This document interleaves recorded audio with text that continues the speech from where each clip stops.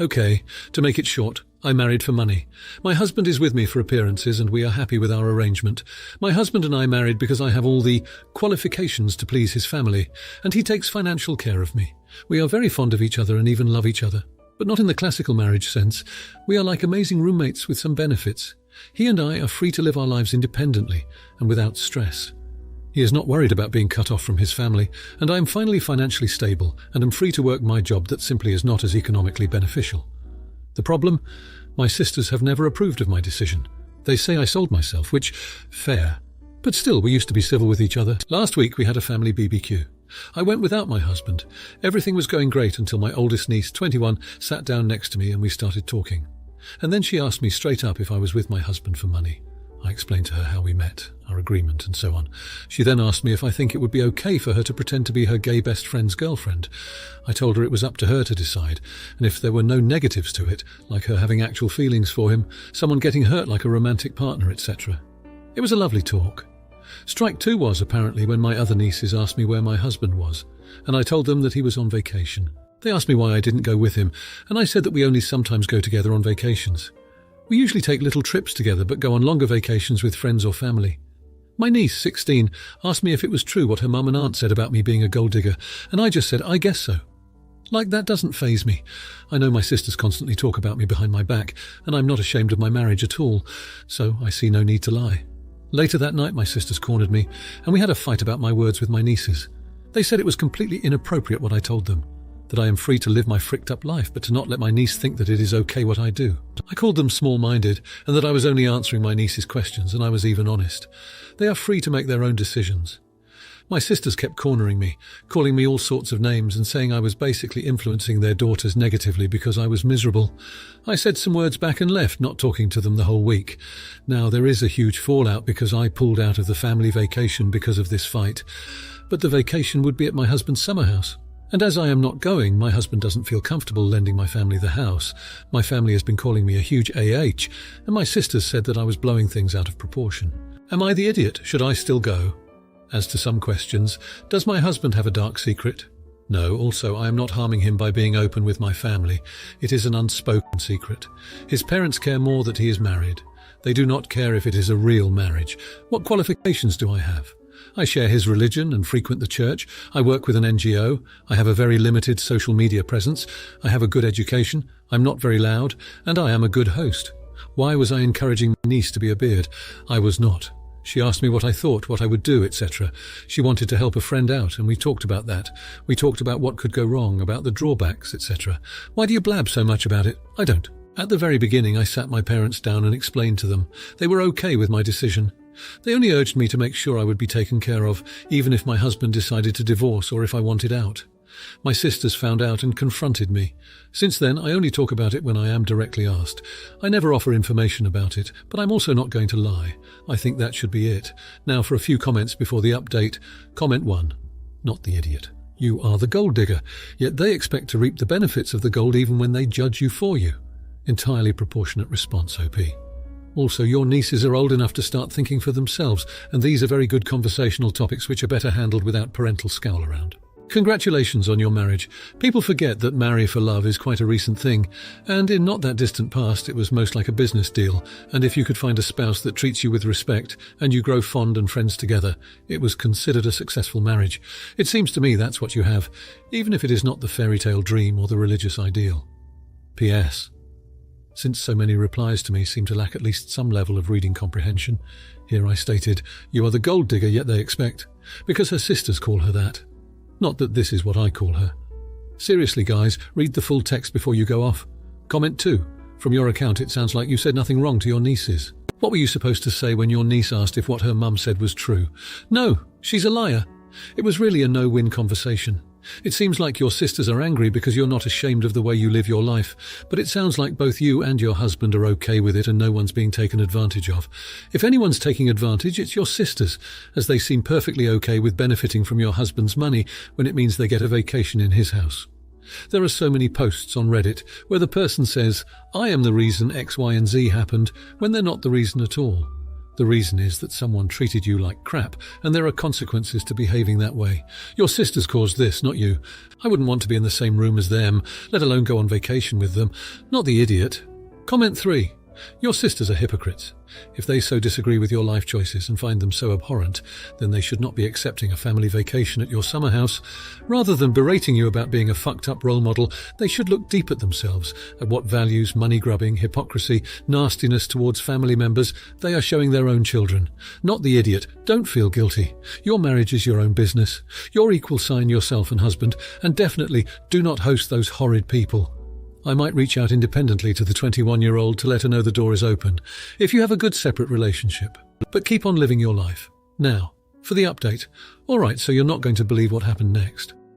After the fallout, I decided to stick to my guns and didn't join my sisters on the vacation, or rather the annual family drama fest at my husband's summer house. They tried to guilt-trip me into going by sending pictures of my nieces and nephews enjoying themselves, but I held strong. Meanwhile, my husband and I had a little vacation of our own. We booked a last-minute trip to the Caribbean, and honestly, it was peaceful and so much fun. The drama-free zone was magical. Here's the twist. While we were away, a hurricane hit the area where our summer house is. Now, no one was hurt, but the house suffered severe damage. And the kicker? We've recently moved to a new home insurance provider, and the damage isn't fully covered due to some loophole the sneaky buggers put in the fine print. We're looking at significant out-of-pocket repair costs. I called my sisters to ensure everyone was okay, and they immediately started blaming me. I kid you not, they said if I had been there I would have insisted on checking the insurance policy, and this wouldn't have happened. Now, while I'm flattered they think so highly of my meticulousness, I'm not a psychic who could predict a hurricane and the ensuing damage. They also added that because of the damage, they had to cut their vacation short and return to their homes. The audacity, right? They're upset because they had to leave a vacation early while we're dealing with a financial setback. But here's the jaw-dropping part. My husband seemed relieved. He admitted that he never really liked the house. He only bought it because it was a status symbol. He thought it would impress me. We had a long heart-to-heart talk, and he confessed that he's felt trapped in our lifestyle for a long time. Apparently the house was just another box to check off on his list of what it means to be successful. So the fallout from my honesty at the family gathering led to a brutal honesty session between my husband and me. We're now considering selling the summer house once it's repaired and using the money to travel and experience life beyond societal expectations. It's eye-opening how this chaos led us to reevaluate our lives. My sisters are still furious, but I've decided to not let their disapproval dictate my life. I didn't marry for their approval. My husband and I are happier than we've ever been. Ironically, more genuine and real in our relationship, and you know what? I wouldn't change a thing. Now, for the comments. Comment 1. Not the idiot. First off, it's not your responsibility to manage the insurance details of a property that's not solely your own. It seems like there was a lack of clear communication between everyone involved here. Furthermore, it's not your fault that a hurricane happened to damage the summer house. Could you have possibly foreseen this and altered the insurance policy accordingly? Highly unlikely. Your sisters appear to be pushing their frustration about the situation onto you, instead of dealing with it rationally. It's great that you and your husband have decided to live life on your own terms and prioritize experiences over material possessions. Your sister's disapproval should not dampen your happiness or your decision. Comment 2. Not the idiot. It's unfair for your sisters to blame you for the hurricane damage to the summer house, especially since it's clear the purchase of the house wasn't fully your decision in the first place. It's your husband who bought it as a status symbol, not you. Also, your decision to choose a peaceful trip over joining your sister's family vacation is a personal one, and you shouldn't be blamed for it. The fact that you're now choosing to live a life that feels more genuine to you and your husband is commendable. It's important to live according to your own values and not societal expectations. Comment 3. Not the idiot. It's not your job to ensure that your husband's purchases are properly insured, especially if it's a purchase you didn't agree with in the first place. Your sisters blaming you for the hurricane damage is simply misplaced anger. They're looking for a scapegoat, and you're an easy target. As for your decision to prioritize experiences over societal expectations, that's a personal decision that doesn't involve them.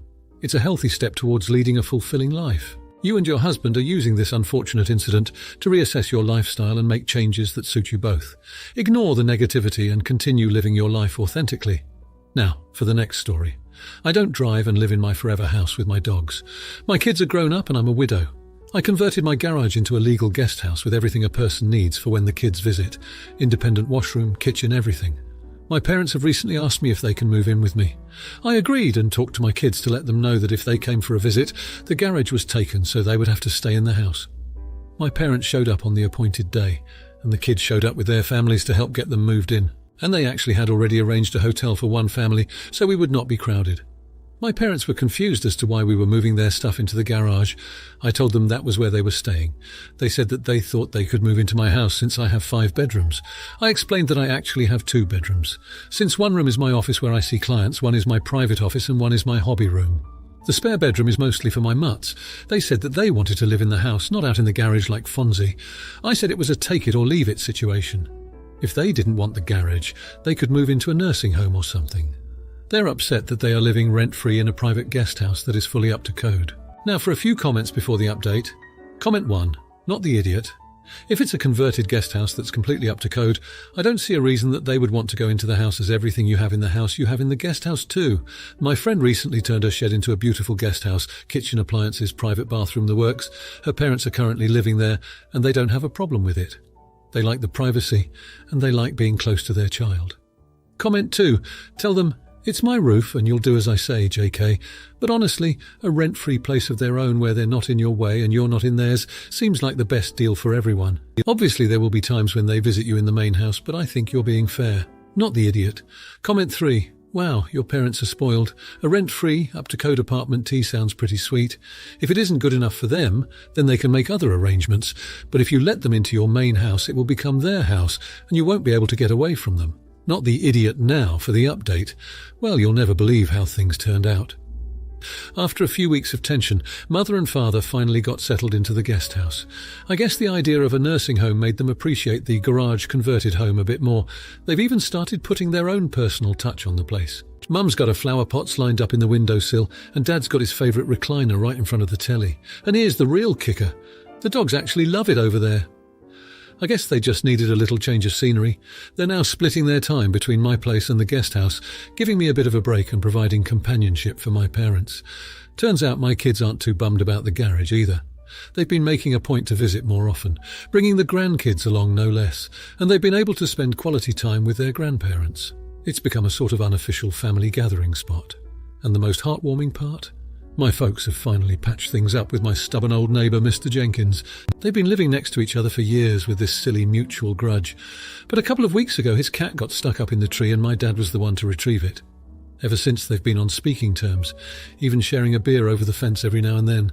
All in all, things have worked out better than I could have ever hoped. Everyone's happy, the dogs are getting spoiled rotten, and the house is bustling with love and laughter. The garage has become so much more than a guest house. It's truly a home. Now for the comments. Comment 1. Not the idiot. It's clear from your description that everyone involved in this new living arrangement is benefiting. Your parents have their independence while still being near enough for you to help if necessary. They've made the space their own, and even the dogs are enjoying the new setup. It's also great to see that these changes have increased the presence of your children and grandchildren around your parents, which is important for their mental well-being. Additionally, it's wonderful to hear that this new living setup has even mended old feuds with neighbours. You've created an environment that promotes love, unity and happiness. Comment 2. Not the idiot. You've made a decision that's not only pragmatic, but also emotionally satisfying for everyone involved. The fact that the dogs are splitting their time between both houses indicates that your parents are comfortable in the converted garage, and the pets are not feeling any unease. This is important as animals can be sensitive to changes in their environment. The reconciliation with the neighbour is another positive outcome. It's admirable that your father took the initiative to help, proving that kindness can mend even the most strained relationships. Comment 3. Not the idiot. What you've done is create a multi-generational living environment which has multiple benefits. This type of living arrangement can enhance the quality of life for all involved. It's great that your kids and grandkids are getting to spend quality time with their grandparents. Such interactions can be very enriching for the younger generation and provide a sense of purpose and connectedness for the older ones. The harmonious living environment you've facilitated speaks volumes about your thoughtfulness and consideration. The transformation of the garage into a homey abode has not only provided your parents with a comfortable living space, but also contributed to the overall harmony of the neighbourhood. Now for the next story. Obligatory throwaway. All names changed for anonymity. I, 44-year-old female, am married to my hubby Jimmy, 48-year-old male, for over 2 decades. My parents died suddenly in a car accident 10 years ago. I have a younger sister, Abigail, 39-year-old female with Down syndrome, and Jimmy and I are guardians. Abigail is my sweet angel on earth. When my parents passed, I was a working mother of 3 young kids, helping to build our family business with my husband. At first, Abigail lived with us full time. Jimmy has always been at my side with her care and loves her to bits. After a few months, we realised that my sister needed more attention than we could give her. There was just not enough time in the day. We discussed what would be best for her and decided to put her into a private adult home for special needs people. It's very costly, over $10,000 a month, and comes from our own finances. The facility does all sorts of activities and field trips. She loves her home, her friends, and the special days the facility hosts. We are always stopping by to either visit, sign her out on holidays to spend with family, keep her overnight for special sleepovers with my kids, and take her on every vacation with us. We never go more than 24 hours without one of us making sure she's okay. Now on to the issue. I have a sister-in-law, Jenny, 42-year-old female, who had her first child after years of trying. She's become the typical first-time mum who believes she invented motherhood and is openly opinionated about things she believes other parents fall short on. I mostly ignore her, and so does Jimmy. We hosted a BBQ at my house for Labour Day with my father-in-law, mother-in-law Jenny, her husband, baby, and my kids. Abigail had a planned trip to the zoo and asked if she could go. Of course, we said okay. While we were eating, Jenny turned to me and asked me where Abigail was. Her tone was more accusatory than questioning. I simply didn't want to get into it with Jenny, so I said Abigail wanted to stay at the home. Jenny then turned to her husband and said, "See, this is why it won't ever happen." My mother-in-law asked Jenny what she was talking about.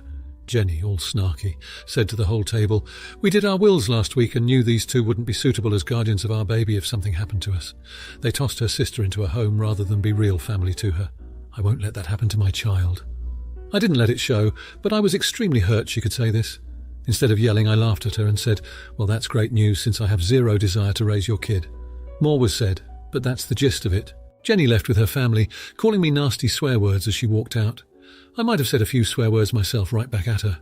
It's been over a month now and Jimmy is still getting nasty texts from Jenny demanding I apologise.